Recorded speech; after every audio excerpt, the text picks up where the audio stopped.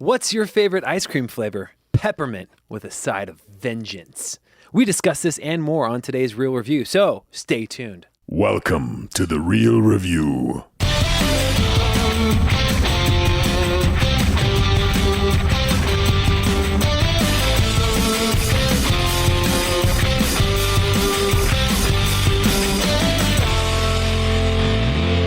Welcome to the Real Review, sponsored by Parametric and Lazy Ape Studios, where you get some of the latest happenings, real thoughts, and perspectives in the world of film and television. Everybody, I'm here with Joel Wintergreen Cunningham.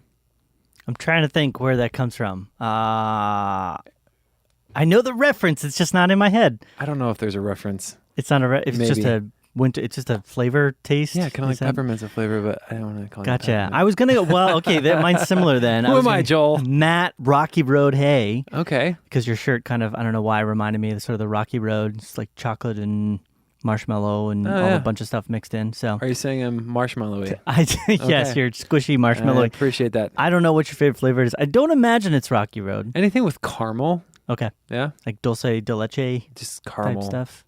I just like to eat caramel without Okay. ice cream. No, I'm That's just pretty kidding. I like the ice cream Just too. Caramel. Yes. Just eat the caramel. Yeah. Anyways, everybody, welcome to the show. This is the Real Review. If you're unfamiliar with what we do here, we review movies And ice cream and flavors. fun stuff. Yes, ice cream flavors. So buy me some caramel. But the way that we break it down is Joel's pretty analytical when he approaches film review and potentially negative, critiquing, nitpicky. Can be. Might be some of those things. Yeah, potentially. I feel like we might get a little bit on this in this review today. I'm a little bit more of a fan perspective. Like, did I enjoy it? Did I have a good time? That kind of thing. I lean more that way. I do have some of those elements that Joel has, vice versa too. But we like to take those two perspectives, blend them together, and give a score kind of in the world of the Real Review. Anyways, so that's how that works. And Joel, why don't you just give them away on how they can get connected with us? Sure, I'd love to, Matt. A couple ways you can get connected to us. We have our website, realreviewmedia.com. We also have our Facebook, which we're always posting a ton of good stuff up there. So check us out on Facebook, facebook.com/realreviewmedia. We also have our Instagram and our Twitter, which are both at Real Review Media. Additionally, we have our YouTubes. The tubs, YouTubes. which is quickly, YouTube is becoming a difficult place to survive. I'm realizing a lot of people are struggling on YouTube these days. Not us, though, because we're posting stuff that they think is okay. Yeah. So youtube.com/real review, or The Real Review, right? The Real The Review. Real Review. Yeah, Yep. I should know. And then additionally, if you'd like to talk to us, if you'd like to get in contact with us, let us know your thoughts and perspectives. Add to the conversation, add to what we got going on here. Send us an email, realreviewmedia@gmail.com. Yeesh. We'd love to hear that, and we'd always love to hear your suggestions as well on different films and television shows and stuff.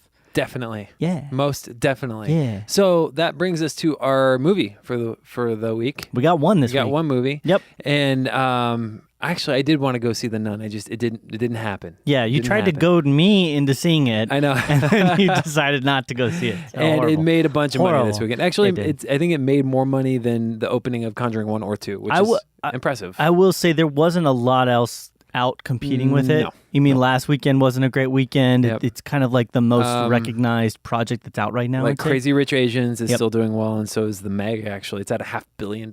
Yeah, it's crazy. Craziness. Anyways, okay, so let's dive into Peppermint. Let me kind of break that down for you real quick. Peppermint is a revenge story centering on a young mother who finds herself with nothing to lose and is now going to take from her enemies the very life they stole from her. Kind of. So that's what she's doing. Jennifer Garner, John Gallagher Jr., who I really like, by the way. He's my boy from 10 Cloverfield Lane. And then John Ortiz, Juan Pablo Raba, Annie. Sorry, I can't say your last name. And Jeff Hefner. I've never heard of that. And then Kaylee Fleming as the family members. Alonza, I think. Alonza? Annie Alonza. Annie Alonza. I think so. Okay, that sounds about right. Okay, anyways. So my quick take on this film, before I dive into specifics of my positives and negatives, I thought it was okay. Yeah. Okay, I just thought it was okay. I do want to make a note of this because I feel like this is important. I feel like this is saying something, not maybe massive, but something just to take interest in. The Rotten Tomatoes score for this movie is 13%. That's atrocious. It's horrible. That's one of the, for critic. For the critic Reviewer, consensus. yeah. The thing I want to point out, though, and I was telling you this to you earlier, is that that the audience score is high. It's 80%. Yeah. That's one of the biggest rifts. Typically, what you see in the audience score and from the critics is they're usually similar, and there's a variation that's acceptable of what we see. Yeah. A lot of times, festival darlings and stuff like that will have higher critic scores and lower audience scores because critics are known to be more like film, whatever. Yeah. But this one has such a huge divide. And for me, I think I fall in between the two. Yeah. I did find enjoyment in this movie. Let me say this. I haven't seen Jennifer Garner in anything recently. She was in that movie Miracles from Heaven. I remember seeing a trailer for it, but I never saw it. I think I'm not positive about this, but I feel like she took some time off to just be with her kids and family. Right. Yeah. I'm not positive about that, but I think that's what happened. I think she's the absolute best part of this movie. Yeah. I think, in my opinion, I think she is fantastic as her role, given the script. I think she did the very best that she could do. It reminded me of a less silly version of Alias. Yeah. That's kind of what I felt like they were going for with higher level of violence. And it was kind of like John Wick / law-abiding citizen, if I were to kind of like compare it a little bit. Yeah. Not as good of either of those movies. I really like those. But as a whole, her physical. So let's start with what I like then. Her physicality, amazing. She was not phoning it in. You could tell that she rehearsed these fights, and you believed it every second that she was fighting. That I felt like she was like, oh man, this is brutal. She is. I just 100%, believed what she was showing us on screen, and it was great.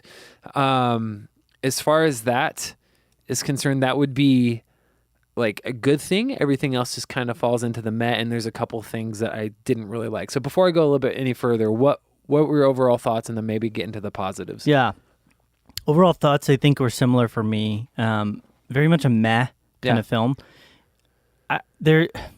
I really had a hard time. So I was trying to put my thoughts together in regards to why, and it's difficult. And I think without doing like a detailed dive into breaking down different story elements and beats and characterization, even to the level of like cinematography and choices of editing style, there were so many things that you kind of could say were bad about it. But I think really without like spending 45 minutes breaking it down, which sounds ridiculous, but I probably could. But extended cut. Yeah. But without doing that, what I would say is that it was a series of bad decisions or bad choices in the film, in the production of the film, and the choices that they made that I think overall added up to the feeling of just meh. Yeah. The biggest thing to me about the film is that there was just nothing that really stood out. Yep. Even with the editing style, it felt like something out of the 90s. It felt like something that I'd seen done better, in other types of films. Was there anything in particular that you felt, before we get into the negatives, like that you felt like you... Oh, like positives? Yeah, that you liked? No. I mean, truth be told, even Jennifer Garner in this, I think she did well in the role of like the fighter. Mm-hmm. When she was coming back for the vengeance, I thought she did a good she did well with the action, like you said. But it wasn't like stand out to me. It wasn't like, oh my goodness, Jennifer Garner is like, she's a force to be reckoned with in this.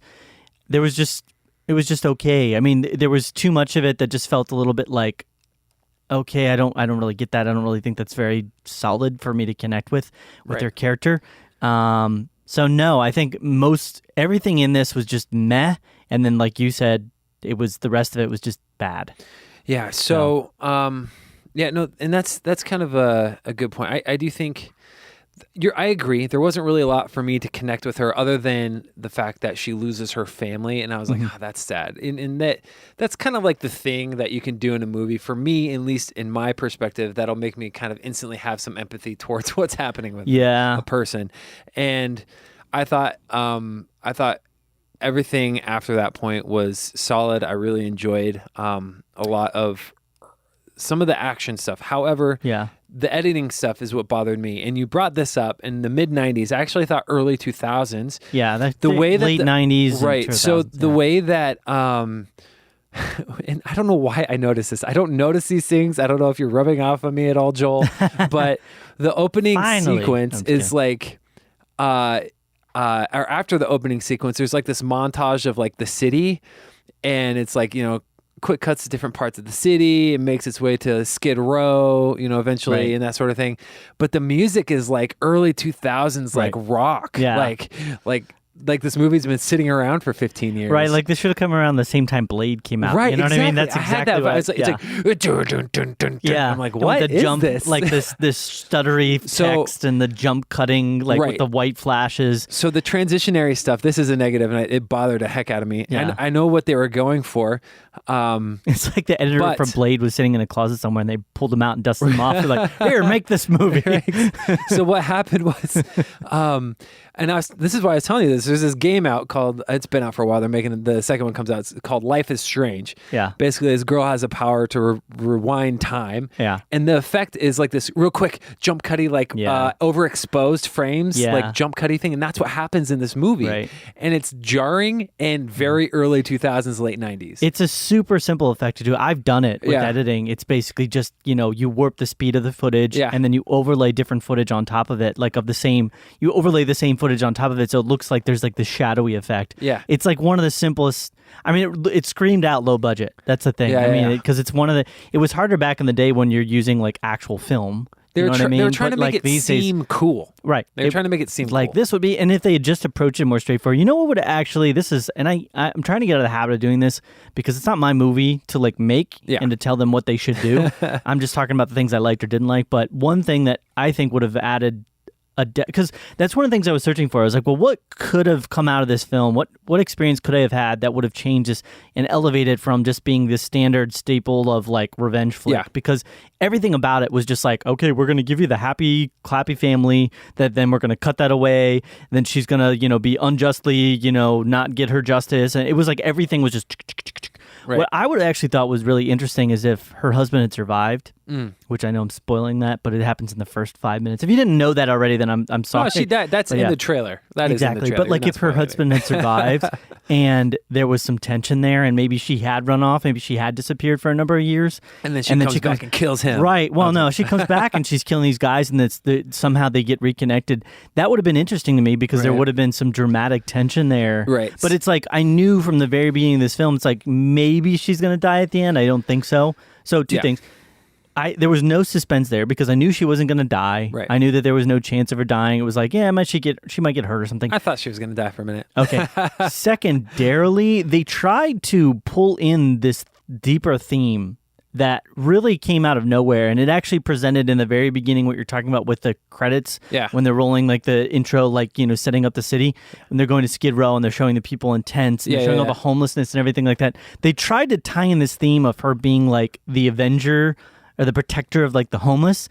And it came out of nowhere because the whole movie was set up around this idea that she was doing this for her daughter. Right. And kind of maybe her husband. She doesn't really talk about her husband after. He's got like, oh, you're dead. You got me killed. You got everybody killed. So, screw you.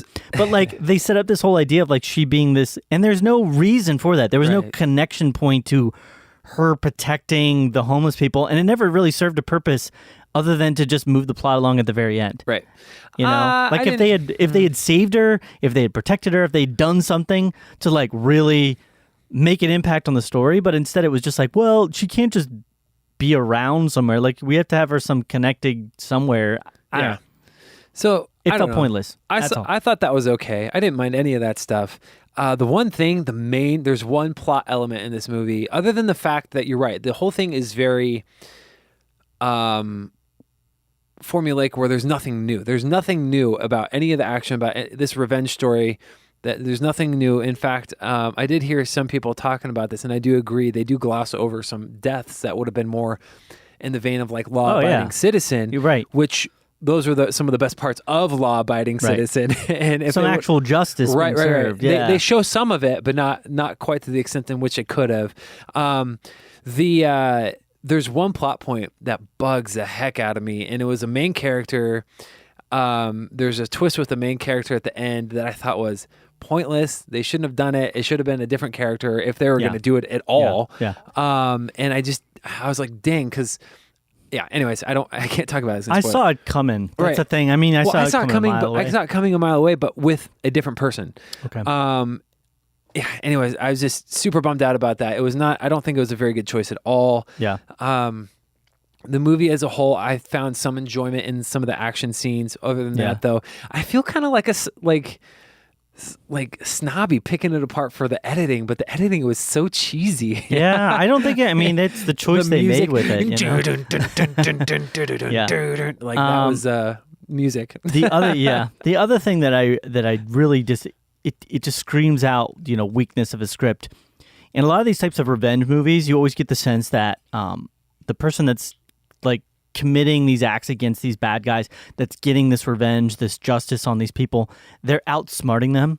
And so it's a big part of the story that you have to feel like the decisions that this main anti-hero person is making are realistic and smart and intelligent and creative. Mm-hmm. And it really felt like with this, it was like the lowest common denominator of that. It literally felt like these bad guys were smart enough to be able to figure out when two people were just thinking about the idea of potentially robbing them. That was like they were that intelligent. They could just kind of even figure that out. But they were unable to protect themselves under from one why wouldn't you have a safe room, first of all? Like, why wouldn't you have a place like that? Why? There's arrogance, so many, man. Arrogance. You don't have anybody that can snipe people. Like, you would create this system where she goes into I'm spoiling Matrix. things, but like she goes into like this one room and then they plan on blowing her up, but they don't even like have any cameras inside. They just pose two inept guards. Because they would have blown up their cameras. Yeah, exactly. Well, there's just so many things, and it's like the scene where like one person finally gets the upper hand on her and really does some damage to her, and then they just decide, well, I'm just gonna run off now. Yeah. Like you're like severely injured her, and they're just like, I'm done. Like decisions like that, it gets to the point where you're like, okay, well, these guys suddenly now are just the most inept, idiotic, stupid. And so it's sad because it doesn't make me feel like she's getting, especially because she's killing off people that for realistic, simple reason that we never saw them committing the acts against her. She's killing these people off. So it's like slightly justified because they're still bad guys, but it's not directly justified because they didn't do anything directly to her. It's more like guilt by association. So, but then secondarily, they're so stupid that I'm kind of like, wow, I feel like you're just killing off a bunch of idiots. Like, I don't feel good about this. You're just, and it wasn't that extreme. Like, I didn't feel like bad for the guys that she was killing, but I didn't get any sense of like, justice. Whenever because I'm like, basically these guys are morons. You could just kind of like walk into a room and probably just do the thing where like they pull out their gun and they go boom, boom, boom, boom, boom. It's like they'll have a gun and they'll run right up to her. Yeah. It's like, why would you do that? You know what I mean? Yeah. Or if like they didn't have a gun, then they would like hesitate and be like, oh. It's just, there's so many things like that. So here's the thing. In my opinion, I don't think this movie is bad. It's just too average. Yeah. It's just too average. Here's kind of my last thought on this. If they would have gone the route that they started at, there's a scene where she interacts with a judge. If they would have gone that route for the first chunk of the movie, I think it would have been a better movie where you get that justice feeling that you're talking about. Yeah. They just failed to do that. I don't know why they did that. It was just a choice, poor screenwriting, whatever. I think a lot of it comes down to that. Yeah. But other than that, it was just too average. I found some enjoyment in the action sequences, but nothing that blows me away or that will be specifically memorable. You know? Yeah. If I wanted to boil it down into like a theme or a tone of like dissatisfaction, the name. So the name is fine. Yeah. But it literally ties into one line of dialogue, like one little thing that happened, and then it never happens anywhere in the rest of the film again. And that's kind of like how all this is. It's just like something just happens, and it's like it just ties into this and then that and that and that. It's just like doot, doot, doot, doot, doot. It's like they had a series of events. What should it have been called, Joel? What should we call the movie? I would like something to do with the angel thing, like the Angel of Justice girl that that they were like something. The Angel of Skid Or Row. There was a perfect moment for them to tie it back in. She's got one person that she's kind of like got stuck, and she goes, do you remember my name?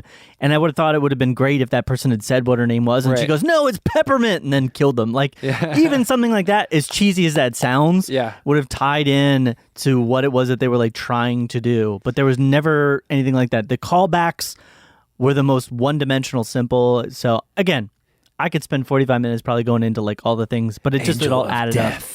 Angel of Death? No? I don't know. She kills a I lot don't know. of people. Give me a few minutes. I'll come up with something that's Okay. a little bit All better right. than Yeah. better So, than Peppermint. Well, we all sit on the edge of our seats waiting for a new title for this Yeah, film. Rocky Road. Rocky Better Road. title. Because she went through a rocky road to get Exactly. to where she was. Yeah, So, and her life was like marshmallow, but then it got really rocky. Yeah. So I'm going to rate this thing. It's going to be in that average range. I'm probably going to give it a 73. Okay, I'm going lower. I'm giving it a D plus 68. Okay. Cool. That's not too far of a variance. But I will say this. I think audiences are overall enjoying it. And they might be people that really liked early 2000s, late 90s era action movies. Yeah. But there are it's like a movie made in that time frame with elements of modern filmmaking. Yeah.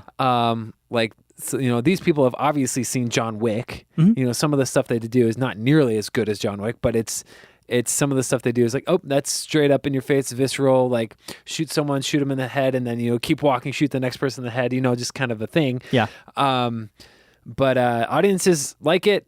Critics hate it. I don't hate it. I don't love it. It's a good. It would have been a great like straight to Netflix type thing. It would have been a simple like. It could have been Law Abiding Citizen 2 straight to Netflix. It could have been.